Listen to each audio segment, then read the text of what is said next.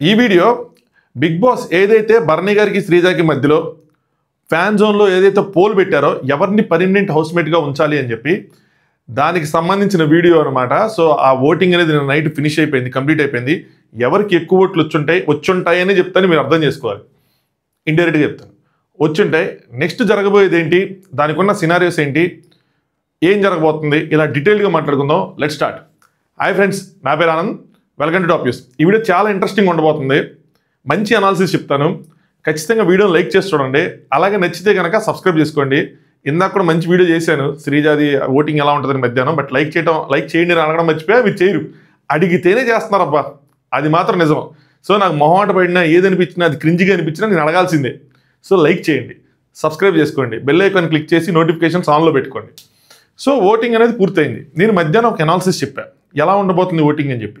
దానికన్నా ముందు ఎప్పుడైతే ఈ ఓటింగ్ ఉంటుంది అని అనౌన్స్ చేశారు ఎపిసోడ్లో, నేను ఆ రోజు తమ్నైల్లో ఒక హెడ్డింగ్ పెట్టాను. ఏం పెట్టానంటే ఫ్యాన్ వార్ మొదలుపెట్టిన బిగ్ బాస్ అని పెట్టాను.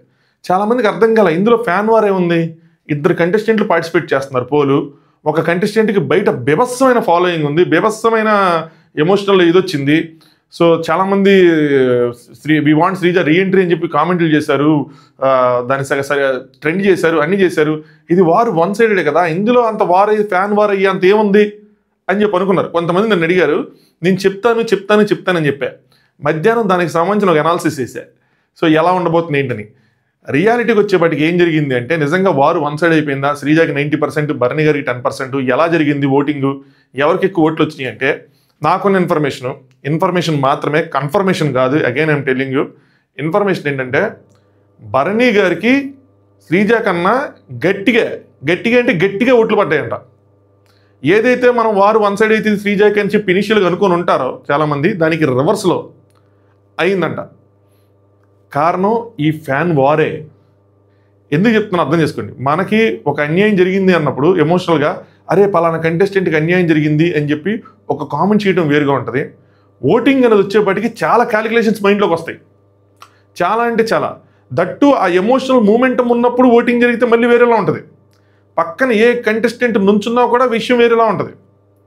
కానీ 2 వారాలు అయిపోయిన తర్వాత ఆ కంటెస్టెంట్ హౌస్లోకి వెళ్ళిన తర్వాత, అక్కడ ఒక యాక్ట్ చేసిన తర్వాత, నామినేషన్స్ కానీ ఏదైనా చేసిన తర్వాత, ఆ కంటెస్టెంట్ మీద మళ్ళీ మనం ఆ కంటెస్టెంట్ని జడ్జి చేయడం మొదలు పెడతాం.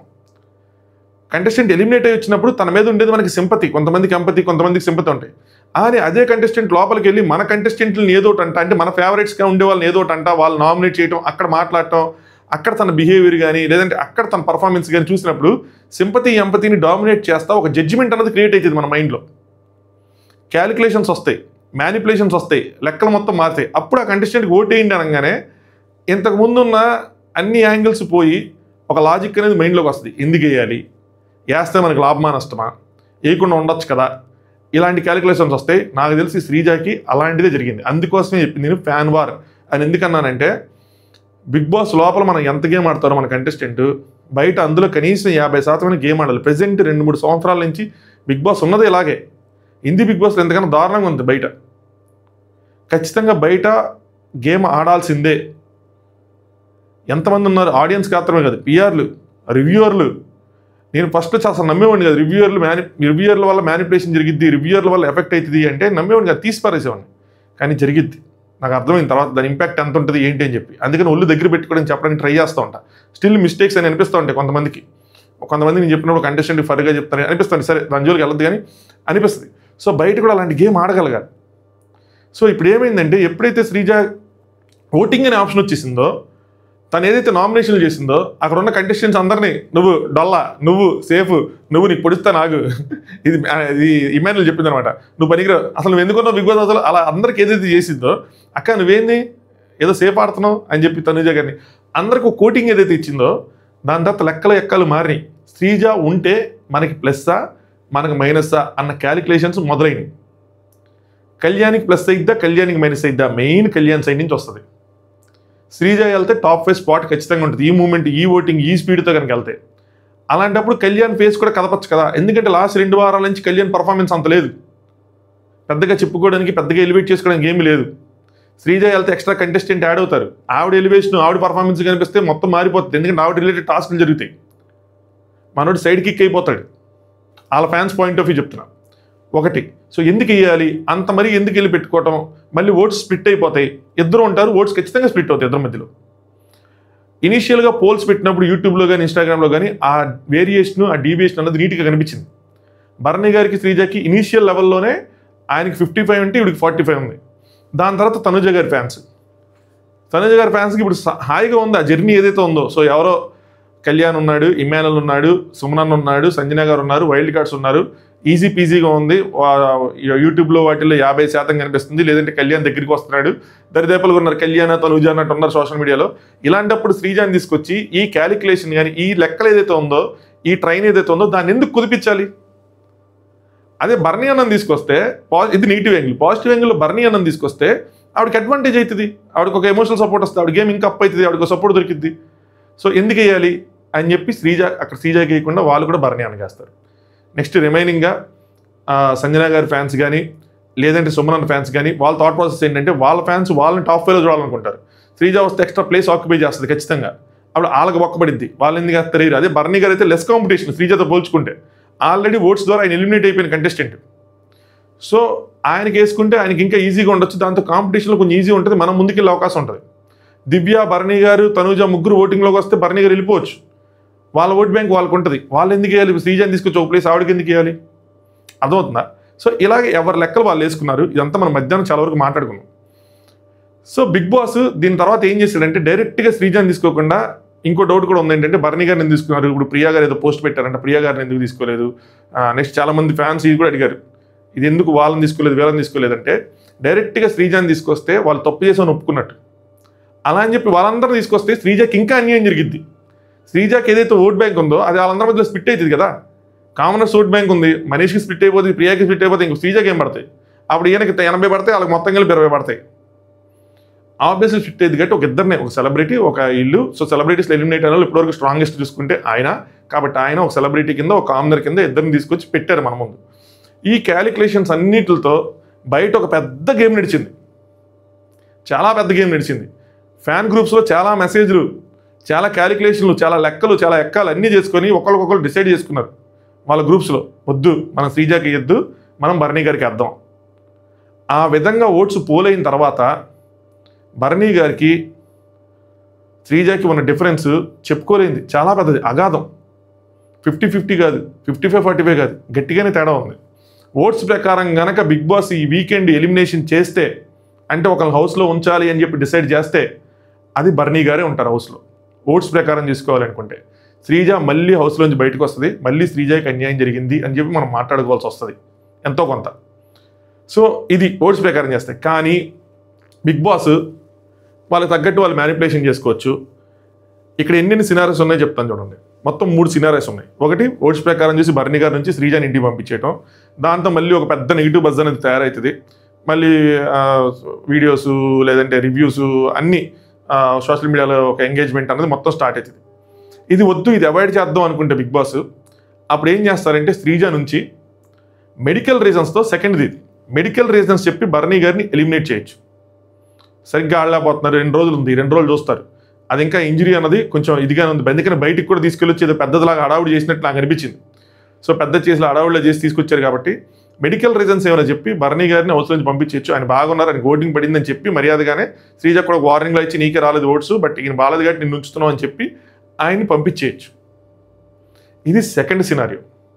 థర్డ్ సినారియో, ఆడియన్స్ ఓట్స్ ఇద్దరికి ఆల్మోస్ట్ వచ్చాయి, లేదంటే టాస్క్లు భరణి గారు బాగా ఆడారనో లేదంటే శ్రీజ బాగా ఆడిందనో ఇద్దరు ఒకరు గెలుస్తారు కదా టాస్క్ల ప్రకారం. ఇక్కడ టాస్క్ల ప్రకారం చూసుకుంటే ఒకరు గెలిచారు, ఆడియన్స్ ఓటింగ్ చూసుకుంటే ఒకరికి వచ్చింది అని చెప్పి శ్రీజ టాస్క్లు గెలిచిందని శ్రీజ నుంచి, భరణి గారికి ఓటింగ్ బాగా వచ్చిందని చెప్పి భరణి గారి నుంచి, ఇలా ఇద్దరిని ఉంచే అవకాశం కూడా ఉంది. ఇది ఎంత శాతం ఉందంటే అన్నిటికన్నా లీస్ట్ ఉంది, ఇది తక్కువ ఉంది. ఇద్దరిని మ్యాక్సిమం ఉంచరు ఇన్ ఎనీ కేస్. అలాంటప్పుడు ఈ పోల్ పెట్టడం ఎందుకు, ఈ గోల్ ఎందుకు అనుకుని మళ్ళీ మనమే తిడతాం ఎందుకు ఎంత అడవుడు చేయటం అని చెప్పి. సో మూడోది ఉంచరు. ఈ 2 కేసుల్లోనే ఉంటాయి. ఒకవేళ ఫస్ట్ది కనుక అయ్యి భరణి గారు నుంచితే శ్రీజాని స్టేజ్ మీద తీసుకొచ్చి ఏదైతే జర్నీ వీడియో కంప్లీట్ అవ్వలేదో ఆ జర్నీ వీడియో వేసి తన జర్నీకి ఒక ఎండ్ కార్డ్ వేస్తారు, ది ఎండ్. సో ఏదైతే గ్యాప్ ఉండిపోయిందో తన జర్నీలో దాన్ని కంప్లీట్ చేస్తారు. లేదంటే భరణి గారిని ఇంజరీ పేరుతో రేపు ఎల్లుండో హౌస్లో నుంచి ఇంకా స్టేజ్ మీద ఏదే ఉండదు, డైరెక్ట్గా పంపించేస్తారు. ఇవే సినారియోస్ ఉన్నవి ఈ 3. లేదంటే ఇద్దరిని ఉంచడం. ఇద్దరిని ఉంచితే హౌస్లో చాలా అంటే చాలా అన్యాయం జరిగినట్టు నా ఫీలింగ్. చెప్తాను చూడండి. ఎందుకంటే వీళ్ళు ఎలిమినేట్ అయిపోయిన వాళ్ళు బయట చూసుకున్నారు, వాళ్ళ పర్ఫార్మెన్స్లు చూసుకున్నారు, వైల్డ్ కార్డ్ పర్ఫార్మెన్స్లు చూసుకున్నారు, లోపల ఆడినోళ్ళు మళ్ళీ ఇద్దరిని తీసుకొచ్చి లోపల పెట్టి ఫస్ట్ నుంచి లోపల కింద మీద పడతా మళ్ళీ వాళ్ళ ఫ్యామిలీని కూడా చూసుకున్నారు, ఎమోషనల్ సపోర్ట్ కూడా వచ్చింది, ఆడియన్స్ సపోర్ట్ చూసుకున్నారు, అన్ని క్యాలిక్యులేట్ చేసుకున్నారు, రివ్యూస్ చూసుకున్నారు, అన్నీ చూసుకొని ఎలా వెళ్తుంది బయటికి, ఏం మాట్లాడితే ఎలా వెళ్తుంది. ఇందాక కూడా శ్రీజ దివ్యకి చెప్తుంది, షటప్ అన్న అది సరిగ్గా వెళ్ళదు, తను రివర్స్ అవ్వలేదు కదా, నీకు ఇలా అవ్వదు, నువ్వు కొంచెం చూసుకుంటే రాత్రి కూర్చొని మళ్ళీ మాట్లాడుకుంది అబ్బాయితో. మారిపోయినట్టే కదా లెక్క మారిందా లేదా? ఇలా మారిపోతుంది చూసుకొని వచ్చి చేస్తే. అప్పుడు ఎమోషనల్ సపోర్ట్ కూడా బయటికి వెళ్ళి ఫ్యామిలీని అన్ని చూసుకొని వచ్చినప్పుడు వీళ్ళు ఇక్కడ లోపల ఉంటే వీళ్ళ ప్లేస్ వల్ల వేరే వాళ్ళు డబుల్ ఎలిమినేషన్ అని సింగిల్ ఎలిమినేషన్ అని వాళ్ళు ఎలిమినేట్ అయిపోతే అది కరెక్ట్ కాదు కదా. మళ్ళీ వాళ్ళకి అన్యాయం జరిగినట్టేగా. ఇప్పుడు ఒకరికి న్యాయం చేసి ఇంకోళ్ళకి అన్యాయం చేస్తే అదేం న్యాయం? అది కరెక్ట్ న్యాయం కాదు కదా. ఇద్దరు నుంచి గట్టి ఇద్దరిని తీసేస్తామంటే మళ్ళీ డబుల్ ఎలిమినేషన్ ఇద్దరు నుంచి గట్టి ఇద్దరిని తీసేసి ఎగ్జిట్ ఉన్న కంటెస్టెంట్లు తీయటం, వాళ్ళు వైల్డ్ కార్డ్స్ అయినా సరే వాళ్ళ పర్ఫార్మెన్స్ లోగా ఉన్నా సరే కరెక్ట్ కాదన్నది నా ఒపీనియన్. సో ఇద్దరు ఉంచరు, మ్యాక్సిమం ఒకళ్ళు ఉంచుతారు, ప్రస్తుతానికి ఒకళ్ళు తీస్తారు తీసేటప్పుడు, తర్వాత గోయింగ్ ఫార్వర్డ్ ఇద్దరిని తీసుకుంటే వెళ్తారని అనుకుంటున్నాను. ఇలాగ ఏదైనా జరిగే అవకాశం ఉంది. సో కంక్లూజన్ వచ్చేప్పటికి ఏంటంటే ఓట్స్ కనుక చూసుకుంటే ఎక్కువ పోల్ అయింది భరణి గారికి, పోల్ అయి ఉండొచ్చు ఎక్కువ.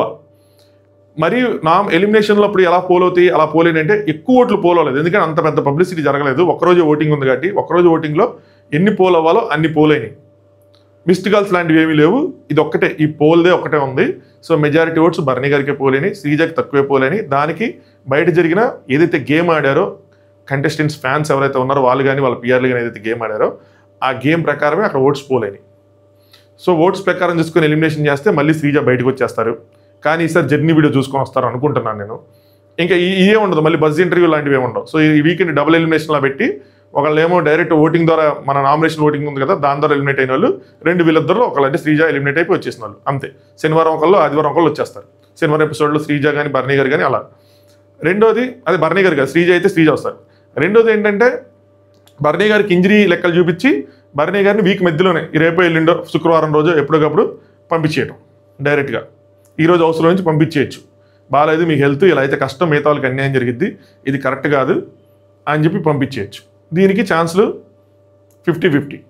థర్డ్ది పర్సంటేజ్ తక్కువ అనుకుంటున్నా ఇద్దరిని ఉంచడం. చాలామంది ఆడియన్స్ గెస్ చేస్తుంది ఏంటంటే ఇద్దరిని ఉంచుతారేమో అని చెప్పి. అలాంటప్పుడు ఈ పోల్స్ ఇవన్నీ పెట్టరు కదా, మేబీ బిగ్ బాస్ చేసినా చేస్తాడు.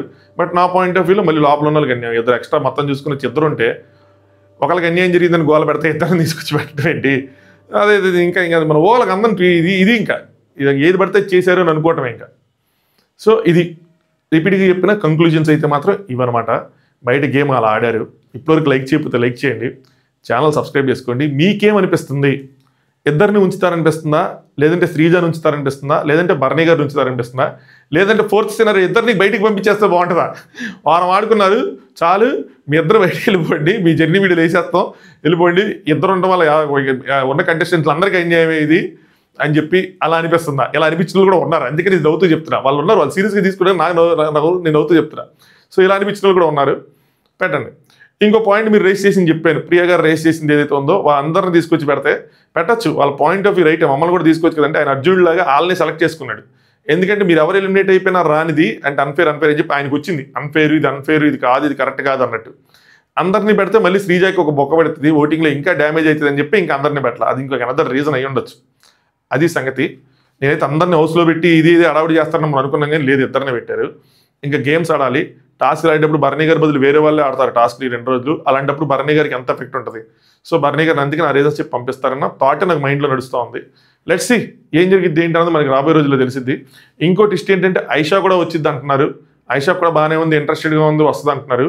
ఏదో నిజంగా ఏదో హాస్టల్లా ఉంది. బయటికి వెళ్తున్నారు, దసరా సెలవులకి వెళ్ళి అందరికీ మమ్మీ డాడీలు అందరికీ హాయ్ బాయ్ చెప్పుకొని అందరికీ సుఖ సంతోషాలు చెప్పుకొని వస్తున్నట్టుంది. సో ఇప్పుడు నామినేషన్ చేశారు, వెళ్ళారు, నా నామినేషన్ ఎలా వచ్చింది అని చెప్పి చూసుకొని ఓహో ఇక్కడ తేడా జరిగిందా, ఇలా చేయకూడదని చెప్పి మళ్ళీ లోపలికి వచ్చి మళ్ళీ కొత్తగా నామినేషన్ చేస్తారు. ఏం ఫేర్ ఇది? హెల్త్ బాగాలేకపోతే హాస్పిటల్కి వెళ్ళామా, 4 గోడల మధ్య ఉంచామా, ఏ కాంటాక్ట్ లేకుండా ఉంచామా, ట్రీట్మెంట్ చేసామా, తీసుకొచ్చి పెట్టామా అంటే ఓకే. బయటికి వెళ్ళిపోయి చెన్నై వెళ్ళిపోయి ఫ్యామిలీని చూసుకొని మళ్ళీ బిగ్ బాస్ ఎపిసోడ్ చూసుకొని మళ్ళీ వచ్చేది ఏంది ఏంటో. వస్తే మాత్రం నా రియాక్షన్ ఇదే, అది ఏం చెప్పుకుంటాం దానికోసం. చలో లైక్ చేయండి, వీడియోని సబ్స్క్రైబ్ చేసుకోండి.